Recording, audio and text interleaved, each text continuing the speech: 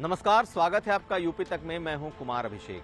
आज बात योगी सरकार के मंत्री ब्रजेश पाठक के लखीमपुर दौरे की और इस दौरे के सियासी मायने की। ब्रजेश पाठक जो कि योगी सरकार में कानून मंत्री हैं, उन्होंने एक दिन पहले लखीमपुर में उन दो परिवारों का दौरा किया जिन्हें गाड़ी से किसानों को कुचल देने के बाद वहां मौजूद गुस्साए लोगों ने पीट पीट कर मार दिया था।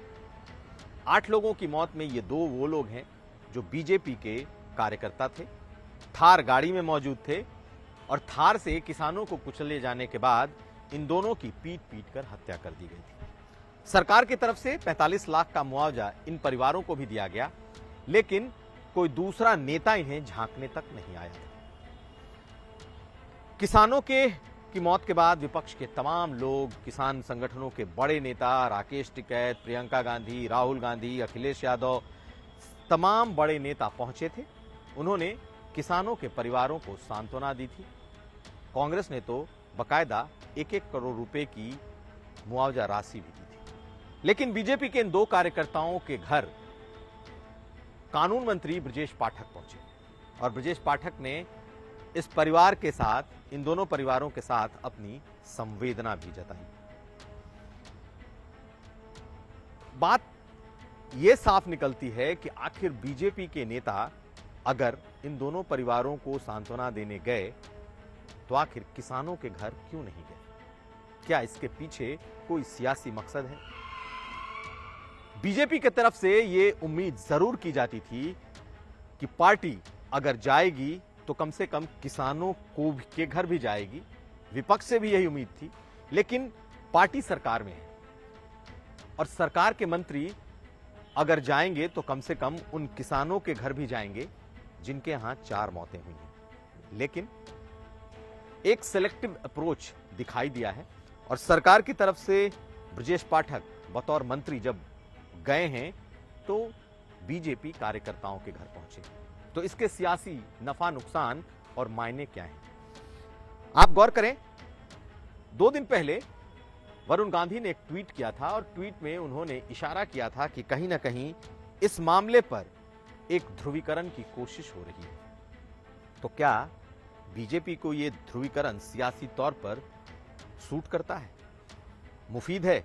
दरअसल अगर आप पिछले कुछ दिनों की हालत देखें तो ब्राह्मणों की एक चर्चा कि ब्राह्मण बीजेपी से नाराज है और इस घटना में बीजेपी के जो कार्यकर्ता मारे गए पीट पीट कर, वो ब्राह्मण थे।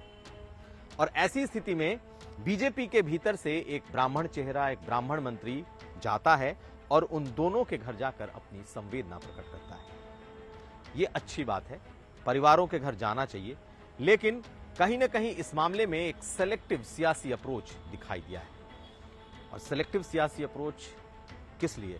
दबी जुबान से माने तो बीजेपी को लगता है कि उस इलाके में बीजेपी कार्यकर्ताओं को पीट पीट कर मारे जाने के बाद एक सहानुभूति है और जो दूसरा पक्ष है वो भी सियासी तौर पर मजबूत है। ऐसे में अगर विपक्ष के लोग उन्हें नहीं पूछ रहे तो बीजेपी को यहां एक सियासी फायदा भी दिखाई दे रहा है।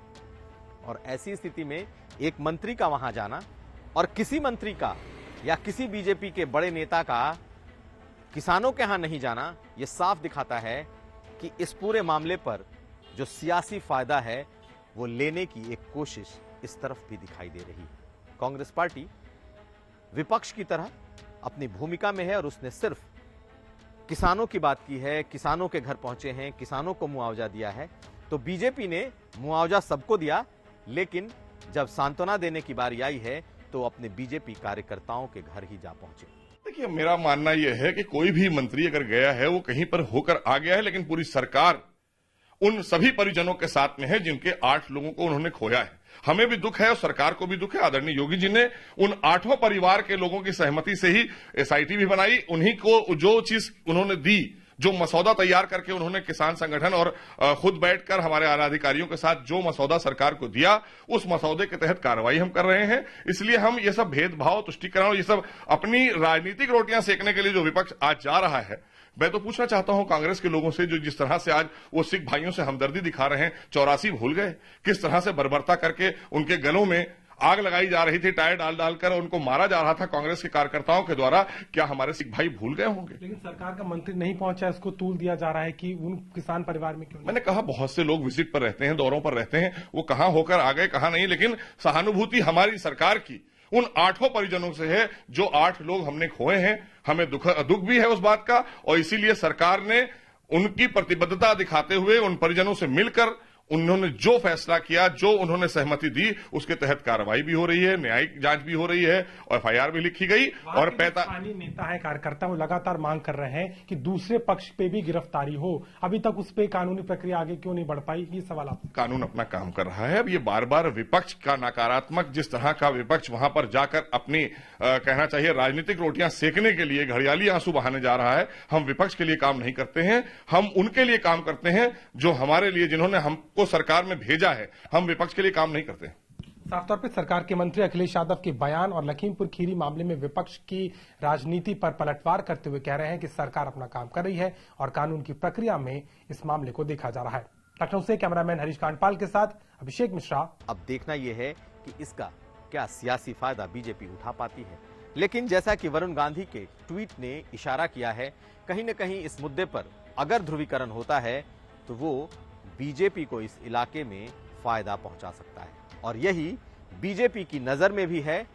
और मंत्री ब्रजेश पाठक भले ही ब्राह्मणों के मसले पर पूरे उत्तर प्रदेश में घूमते हों, ब्राह्मण पर हो रही जातियों को लेकर के जाते हों, लेकिन इस मसले का साफ साफ असर दिखाई दे रहा है। और आखिर में एक बात कि क्या उनके इस यात्रा के पीछे कोई बीजेपी की तरफ से इशारा था, वो खुद गए थे, या कहीं पार्टी का कोई अनकहा संदेश था, इस बारे में कुछ भी कहना मुश्किल है। लेकिन एक बात साफ है कि इस मुद्दे पर विपक्ष की सियासत का जवाब देने के लिए ये बीजेपी की अपनी सियासत है।